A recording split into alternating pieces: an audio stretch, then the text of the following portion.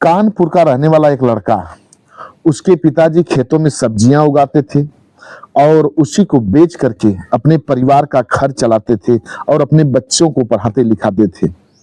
धीरे धीरे कुछ दिन व्यतीत हुआ। एक रोज की बात है, उस लड़के के पिताजी खेत में सब्जियों के काम से गए हुए थे। वहीं उनको एक सर्प डस लेता है और उनकी मौत हो जाती है। अब यह लड़का अपने पिता की अंत्येष्टि संस्कार करता है। अंत्येष्टि संस्कार करने के बाद घर पर आता है। अब सारी घर की जिम्मेदारी इस लड़के के कंधे पर आ जाती है। यह लड़का पूरी जिम्मेदारी बड़े शिद्दत से निभाता है। इस लड़के की एक छोटी बहन होती है। जब वह सयानी हो जाती है तब यह लड़का अपने बहन की शादी बड़े धूमधाम से करता है। शादी करने के बाद अपने ही गांव के दोस्तों से मिलजुल करके फोर व्हीलर गाड़ी चलाना सीख जाता है। जब फोर व्हीलर गाड़ी चलाना सीख जाता है तब एक रोज अपने एक दोस्त के मदद से दुबई कमाने के लिए जाता है। जिस शेख के यहाँ जाता है उसी की गाड़ी, फोर व्हीलर गाड़ी चलाने लगता है। उस शेख की खूबसूरत बेटी होती है। उसी के शेख की बेटी को सुबह स्कूल ले जाता था और शाम को घर लेकर के आता था। यही उसका काम था। अच्छा पैसा कमा रहा था। धीरे धीरे कुछ दिन व्यतीत हुआ। एक रोज उस शेख की बेटी उच्च शिक्षा ग्रहण करने के लिए, आगे पढ़ने के लिए किसी दूसरे बड़े कॉलेज में चली जाती है। वहीं हॉस्टल लेकर के रहती और पढ़ाई करती। इधर यह जो लड़का होता है कानपुर का, यह एक रोज अपने घर चला आता है घूमने के लिए। फिर इसके बाद घर से जब फिर शेख के यहाँ जाता है, शेख की लड़की तो नहीं होती है कि उसको बराबर अब स्कूल लेकर के जाए और घरों लेकर के आए, वो तो हॉस्टल में रहती है। तब वह जो शेख होता है इस लड़के से बकरियां चरवाने लगता है। यह लड़का मजबूर होकर के बकरी चराने लगता है। धीरे धीरे जब महीना बीत जाता है तो यह लड़का अपने शेख से अपना वेतन मांगता है, तनख्वाह मांगता है। वह शेख पैसा देने में आनाकानी करता है। एक रोज यह लड़का जिद में आ जाता है और अपने वेतन के साथ साथ अपना पासपोर्ट मांगता है। शेख से कहता है कि अब मैं घर जाना चाहता हूँ, मेरा पासपोर्ट मुझे दे दीजिए। इतने में वह शेख झल्ला जाता है, इस लड़के को बड़ी मार मारता है। तभी स्कूल से छुट्टी लेकर के उस शेख की लड़की आ जाती है। वह लड़की इस लड़के के साथ जो करती है आप सब सुन करके हैरान रह जाएंगे। नमस्कार, प्रणाम। हम अजित यादव शेरा भाई, हमारे इस चैनल में आप सबका बहुत बहुत स्वागत है। अगर आप लोग हमारे इस चैनल को सब्सक्राइब नहीं किए हैं तो आप सबसे निवेदन है कि आप लोग हमारे चैनल को सब्सक्राइब करें, लाइक करें, कमेंट करें। कहानी अगर अच्छी लगे तो इसको शेयर जरूर करना। बड़ी ही रोचक कहानी है। हम 101% विश्वास करते हैं कि आप लोग इस कहानी को सुनेंगे तो बहुत ही पसंद करेंगे। अब कहानी शुरू होती है। यह कहानी शुरू होती है कानपुर देहात से। यहीं के रहने वाले एक व्यक्ति जिनका नाम आत्माराम होता है, इनके पत्नी का नाम रसवती देवी होता है। इन दोनों दंपत्ति के बीच में एक बेटा होता है और एक बेटी होती है। बेटा बड़ा होता है, बेटी छोटी होती है। बेटे का नाम रंजीत होता है, बेटी का नाम रीना होता है। दोनों बच्चे बड़े ही खूबसूरत थे। जो कोई इनको देखता था सभी लोग बड़ी तारीफ करते थे। दोनों बड़े सभ्य बालक थे, बड़े आज्ञाकारी थे। अपने माता पिता के आज्ञा के बगैर कोई दूसरा काम नहीं करते थे कि उसके माता पिता को बुरा लगे। ये लड़के इतने ही अच्छे नेक दिल इंसान थे दोनों। पढ़ने लिखने में होशियार, खेल कूद में होशियार, काम धंधे में होशियार, बड़े ही अच्छे थे। ये जो आत्माराम थे एक खेतों में सब्जियां उगाते थे, अपने ही खेतों में सब्जियां उगाते थे और उसको बाजार की मंडी में ले जा करके बेचते थे। जो पैसा होता था, आमदनी होती थी, उसी से घर का खर्च चलता था और अपने बच्चों को पढ़ाते लिखाते थे। रंजीत और रीना अपने ही गांव के प्राइवेट स्कूल में पढ़ते थे। धीरे धीरे दोनों बच्चे बड़े होते हैं। रंजीत जब ग्रेजुएशन कंप्लीट कर लेता है तो अपने पिता के साथ खेतों में सब्जियां उगाता और बाजार के मंडी में ले जा करके बेचता। यही अपने पिता के साथ वो लड़का काम करता है। एक रोज की बात है, इसके पिताजी खेतों में सब्जियों के काम से गए हुए थे। अचानक उसी खेत में एक सर्प रंजीत के पिता के पैरों में डस लेता है और उनको पता भी नहीं चल पाता है कि हमें कोई सर्प काट लिया है। कुछ ही देर बाद मुख से उनके झाग चलने लगता है, वहीं गिरते हैं और दम तोड़ देते हैं, अर्थात उनकी मौत हो जाती है। इधर खेत ही में रंजीत जाता है, देखता है कि पिताजी कब ही के गए हुए हैं, घंटों बीत गया, अभी घर वापस नहीं आए। पिता को खोजने हेतु जाता है, देखता है खेत में तो उसके पिताजी मृत पड़े हुए हैं। रंजीत अवाक रह जाता है अपने पिता की मौत को देख करके, अपने पिता को देख करके वह रोने लगता है, बिलखने लगता है, चीखने लगता है। गांव के इर्द गिर्द के लोग वहां इकट्ठा हो जाते हैं। लोग उठा करके आत्माराम को घर पर लेकर के आते हैं। फिर गांव घर के लोगों की मदद को लेकर के रंजीत अपने पिता को श्मशान घाट पर लेकर के जाता है। जो क्रिया करनी होती है, अंत्येष्टि संस्कार करना होता है, वह सब करता है। करने के बाद 13वीं संस्कार करता है। 13वीं संस्कार करने के बाद घर पर अब सारी जिम्मेदारी रंजीत के कंधे पर आ जाती है। घर की पूरी जिम्मेदारियां रंजीत के कंधों पर आ जाती है। रंजीत जी तोड़ मेहनत करता और अपने माता और बहन का पूरा खर्च देखता, बहन को पढ़ाता लिखाता। धीरे धीरे बहन की भी जब रीना की पढ़ाई कंप्लीट हो जाती है, तब एक रोज यह रंजीत एक संतोष नामक लड़के को देख करके रीना की शादी कर देता है। रीना की शादी हो जाती है। रीना अपने घर चली जाती है, ससुराल चली जाती है। इधर रंजीत अपने ही गांव के कुछ दोस्तों से मिलजुल करके 4 व्हीलर गाड़ी चलाना सीख जाता है। सोचता है 4 व्हीलर गाड़ी चलाना सीख जाऊंगा तो एक आध गाड़ी घर पर रख लूंगा और खेत में सब्जियों का भी काम कर लूंगा और गाड़ियां भी चलाऊंगा, कुछ पैसे कमाने लगूंगा। जब 4 व्हीलर गाड़ी चलाना सीख जाता है, तभी रंजीत का एक दोस्त होता है। उसका नाम दिनेश होता है। दिनेश कहता है रंजीत से कि रंजीत, तुम तो अच्छी खासी 4 व्हीलर गाड़ी चला लेते हो, क्यों ना तुम मेरे साथ दुबई चलो। दुबई कमाओगे, घर के हालात तुम्हारे सुधर जाएंगे, अच्छा पैसा कमाओगे दुबई में रह करके। यहाँ क्या कर रहे हो? यहाँ सब्जियां उगाओगे और गाड़ी चलाओगे, उतना पैसा नहीं कमा पाओगे जितना दुबई में कमाओगे। हमारा देखो, मैं बहुत अच्छा पैसा कमाता हूँ, करीब करीब लाख रुपए महीने का कमा लेता हूँ। अगर शेख मान दिया तो उससे ज्यादा भी पैसा तुम्हें दे सकता है। जब इतनी बात रंजीत सुनता है, कहता है ठीक है, तो बताओ मुझे करना क्या होगा। तब वह उसका दोस्त कहता है कि तुम एक काम करो, अपना पासपोर्ट बनवा लो और मैं जाता हूँ दुबई, तुम्हारा वीजा शेख से बात करके भिजवाता हूँ, तुम दुबई चले आना। रंजीत कहता है कि ठीक है। इधर रंजीत अपने दोस्त की बात को मान करके अपना पासपोर्ट तैयार करा लेता है। इधर रंजीत का जो दोस्त होता है दुबई चला जाता है, शेख से बात करता है। शेख से बात करता है, कहता है कि मेरा एक दोस्त 4 व्हीलर कार बहुत अच्छा से चला लेता है, अगर आपकी इजाजत हो तो मैं उसके आपके यहाँ बुला लूं। आपको नौकर की जरूरत हो, गाड़ी चलाने की ड्राइवर की जरूरत हो तो बताइए। उससे कहता है ठीक है, बुला लीजिए, मुझे जरूरत है। मेरी बेटी जब स्कूल जाती है तो उसको छोड़ने के लिए एक ड्राइवर की जरूरत है। अब दिनेश कहता है कि तो आप वीजा बनवा के दे दीजिए, मैं अपने दोस्त को भेज देता हूँ और मेरा दोस्त यहाँ चला आएगा। वह शेख वीजा तैयार करा कर दे देता है। वह दिनेश अपने दोस्त रंजीत के लिए उस वीजा को भेज देता है। इधर रंजीत जब वीजा पाता है तो अपनी बहन को फोन लगाता है और बहन से कहता है कि बहन, तुम अपने पति अर्थात हमारे बहनोई को लेकर के हमारे घर पर आओ और यहीं माँ की सेवा करो। तुम यहीं रहना, मैं तुम पूरा खर्च तुम लोगों को देखूंगा, पैसा भेजूंगा, तुम लोग पूरी माँ की सेवा सत्कार करना। और मैं दुबई जा रहा हूँ, माँ घर पर अकेली रह जाएगी, इसलिए तुम यहीं चली आओ। जब इतनी बात रंजीत की बहन रीना सुनती है, अपने भाई की बात को मान करके अपने पति से यह बात कहती है संतोष से। संतोष भी बात को मान जाता है, रीना के साथ रंजीत के घर पर आ जाता है। पूरे घर का कामकाज वही संतोष करता जो रीना का पति होता है और रीना मिल करके करती।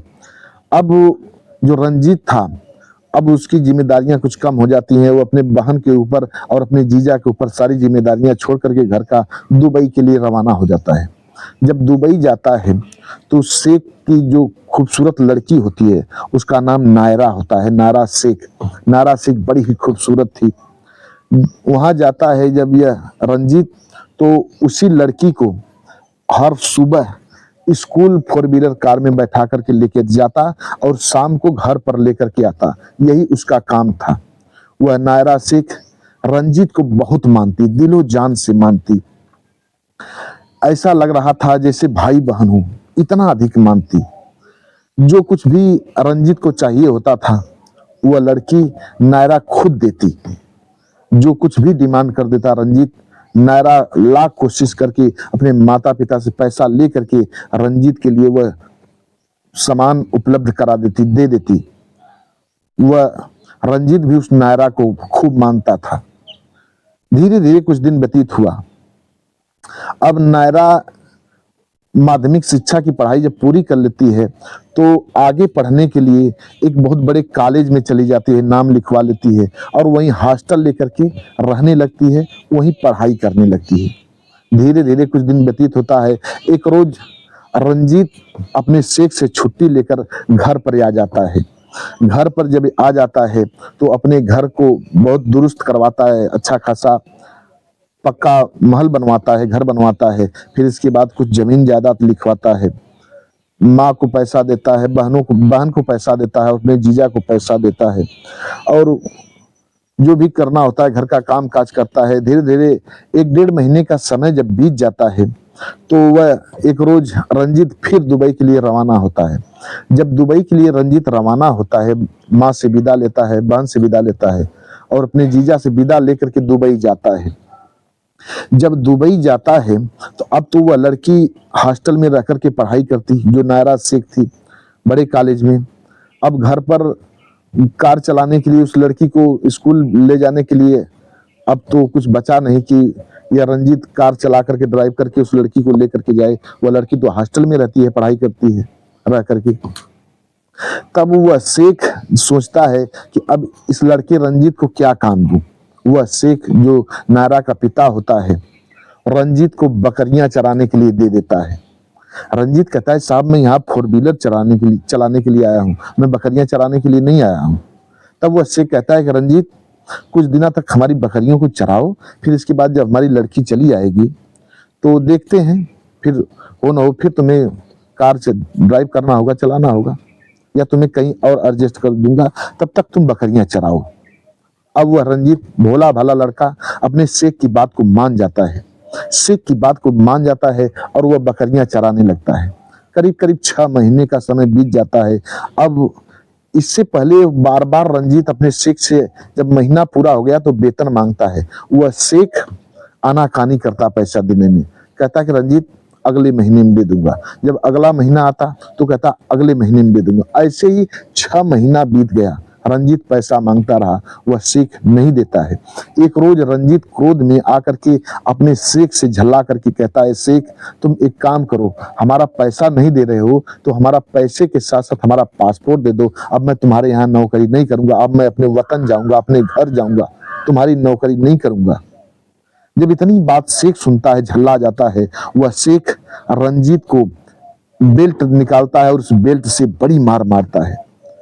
रंजीत एकदम रोने लगता है, चिल्लाने लगता है। वह शेख नहीं मानता, लगातार उसको मारता रहता है। फिर थक हार करके वह शेख वहां से चला जाता है। रंजीत अपने कमरे में जा करके बैठ करके रोता है, खूब रोता है, पर वह किससे कहे। माँ से अगर कहता फोन लगा के, माँ तो बहुत चिंतित हो जाती। अब अकेले रो रहा था, कमरे में पड़ा रहता। 3 दिन तक वह शेख और शेख की मालकिन उस रंजीत को भोजन तक खाने के लिए नहीं देते हैं। कहते हैं ऐसे ही भूखे रहने दो साले को, ऐसे ही पड़ा रहेगा तो खुद बकरियां चराएगा और पैसे नहीं मांगेगा। 3 दिन तक वह लड़का रंजीत खाली पेट पड़ा रहा, रोता रहा। चौथे दिन जब उसको जबरदस्त भूख सताने लगी तब वह अपने बैगों में जाकर के ढूंढने लगा। सोचता है देखूं हो न हो कुछ माँ घर से उस बैग में दी हो। होता भी यही है, बैग जब ढूंढता है, खंगालता है तो उसमें उसकी माँ थोड़ा सत्तू दी थी, सत्तू और अचार। जब उसकी माँ, वो लड़का उस बैग में देखता है सत्तू को तो बड़ा खुश होता है। अब वह लड़का उस सत्तू को सान करके अचार से खाने लगता है। जब अचार से खाने लगता है, इतने में वह लड़की जो नायरा शेख थी छुट्टी लेकर के अपने घर पर आ जाती है। अपने माता पिता से पूछती है कि रंजीत कहाँ गए हैं। उसके माता पिता कहते हैं अपने ही कमरे में है। अब वह नायरा शेख तुरंत रंजीत के कमरे में चली जाती है। कमरे में जाकर के देखती है रंजीत सत्तू सान कर खा रहा होता है। इतने में ये नायरा शेख रंजीत के सामने बैठ जाती है और बैठ करके उस सत्तू को खाने लगती है। जब सत्तू खाने लगती है तो कहती है वाह भैया वाह, क्या मजेदार चीज है, यह है क्या। तब वह रंजीत कहता है कि मालकिन यह सत्तू है, हमारे गांव का सत्तू है। इतनी बात कह कर के रंजीत रोने लगता है। जब रंजीत रोने लगता है तब वह नायरा सोचती कि भैया आपको हुआ क्या। वो लड़की जब भैया कहती है, यह लड़का और फूट फूट करके रोने लगता है। कहता है बहन, जब तू मुझे भाई बोल रही है तो मैं बताता हूँ, 6 महीने से शेख मुझसे बकरियां चरवा रहे हैं, और जब मैं पैसे मांगता हूँ तो ये आनाकानी करते हैं देने में। हर बार टालते रहते हैं, कहते हैं अगले महीने दे दूंगा, अगले महीने दे दूंगा। अभी तक पैसा नहीं दिए। जब मैं क्रोध में आकर के इनसे पैसा मांगा और अपना पासपोर्ट मांगा कि मैं अब घर जाना चाहता हूँ, मैं यहाँ नहीं रहूंगा, तब शेख हमें बहुत मार मारे और 3 दिन से खाना नहीं दे रहे हैं। बहन, आज मैं अपने बैगों को ढूंढ रहा था, मेरी माँ सत्तू दी थी, अचार दी थी, यही मैं आज सान के खा रहा हूँ, तब तक तुम आ गई। इतनी बात जब वह लड़की सुनती है, क्रोध में अंगार हो जाती है, चीखते हुए अपने माँ बाप के पास जाती है और उनसे क्रोध में डांटते हुए कहती है, बताइए रंजीत, हम तो उनको भाई मानती हूँ, पर वे तो हमारे मेहमान हैं, हमारे यहाँ आए हैं, नौकरी कर रहे हैं, तो इसका मतलब क्या। उनका एक काम करिए, पहले पैसा दीजिए और उनका पासपोर्ट दीजिए, तब मैं यहाँ रहूंगी, अन्यथा मैं ये घर छोड़कर चली जाऊंगी। ढेर आप लोग फोर्स करेंगे तो मैं आत्महत्या भी कर सकती हूँ। इतनी बात जब उसके माता पिता सुनते हैं, इकलौती लड़की होती है, उसके माता पिता डर जाते हैं। अब वो पासपोर्ट ला करके रंजीत को देते हैं और जितना उसका पैसा बनता है सारा पैसा रंजीत को देते हैं। रंजीत पैसा पाकर के बड़ा खुश होता है। अब वह जो रंजीत था अब वहां से विदा लेना चाहता है, वहां से अपने घर आना चाहता है। जिस दिन आना चाहता है वह दिन राखी का त्योहार था। उस दिन इंडिया में राखी का त्योहार था। इस लड़के को पता चला। रंजीत तो नायरा से कहता है, बहन आज हम लोगों का बड़ा ही मनमोहक त्योहार है रक्षाबंधन का, तुम मेरे कलाई में राखी नहीं बांधोगी, अब तो मैं अपने वतन जा रहा हूँ। जब इतनी बात नायरा सुनती है, एक चांदी की राखी खरीद करके मार्केट से लाती है और रंजीत की कलाई में बांध देती है। रंजीत की कलाई में जब बांध देती है, रंजीत कहता है, बहन इस राखी की बंधाई में हम लोग बहन को कुछ देते हैं, मेरे पास तो कुछ है नहीं, पर जो सत्तू हमारा बचा है उस सत्तू को ले लो, और हर वर्ष जब राखी पड़े तो तू मुझे हमारे घर कुरियर के माध्यम से, पोस्ट के माध्यम से राखियां भेज दिया करो, और मैं तुम्हें उसके बदले में कुछ तो नहीं दे पाऊंगा, पर तुम्हें हर वर्ष सत्तू जरूर दूंगा। वह लड़की कहती है, ठीक है भैया। अब बड़े प्यार से वह लड़की इस रंजीत को विदा करती है। अब रंजीत रोते हुए अपने शेख और मालकिन के जाता है, पैर छूता है। शेख के जब पैर छूता है तब वह शेख अब द्रवित हो जाता है, रोने लगता है। सोचता है जिस लड़की को हमने पैसा नहीं दिया, इतनी मार मारा, वह आज विदा होते वक्त हमारा पैर छू रहा है। वह शेख रोने लगता है, रोते हुए कहता है कि रंजीत मुझे माफ कर दे बेटा, मुझसे बड़ी भूल हुई, मैं लोभ में आ गया, लालच में पड़ गया और मुझसे बहुत बड़ा अन्याय हो गया बेटा, मुझे माफ कर दे, मैं अब ऐसी गलती कभी नहीं करूंगा बेटा। और शेख रोता है। यह रंजीत शेख के अपने सीने से लिपट जाता है, मालकिन के सीने से लिपट करके फिर विदा ले लेता है, अपने घर आ जाता है। इधर जब जब राखी का त्योहार पड़ता, वह लड़की नायरा हर वर्ष इस रंजीत को राखी भेजती, पोस्ट के माध्यम से, कुरियर के माध्यम से, और यह रंजीत उस लड़की को हर वर्ष सत्तू भेजता। आज भी बराबर ये काम जारी है। रंजीत सत्तू भेजता है, वह लड़की राखी भेजती है। कभी कभी लोग फोन पे बातें भी करते हैं और ऐसे ही समय बीतता है। बस आज की कहानी इतना तक। कहानी कैसी लगी कमेंट बॉक्स में आप लोग बताइएगा। हमारे तरफ से तो हमने भरपूर आप लोगों को प्रयास किया है कि कहानी बहुत अच्छी हो, आप लोगों को अच्छी लगे। आप लोग कमेंट बॉक्स में बताइएगा। हमारे कुछ व्यूअर हैं, एक हैं ब्रजेंद्र सिंह, हमारे हर कहानियों को सुनते हैं, पसंद करते हैं, हर वीडियो में नाम लेने के लिए अपील करते हैं।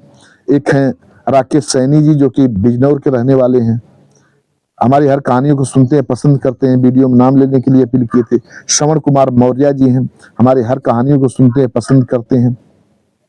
श्रवण कुमार मौर्य जी एक कच्छ गुजरात से हैं, बहुत पसंद करते हैं कहानियों को।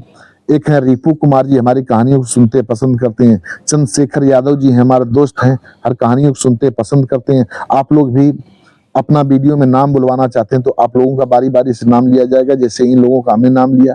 आप लोग कमेंट बॉक्स में अपना नाम दीजिए, एड्रेस पता दीजिए, आप लोगों का भी नाम लिया जाएगा। कहानी कैसी लगी कमेंट बॉक्स में बताइए। चैनल को सब्सक्राइब करिए, लाइक करिए, कमेंट करिए। मिलते हैं अगले एपिसोड में किसी एक नई कहानी के साथ। तब तक के लिए नमस्कार।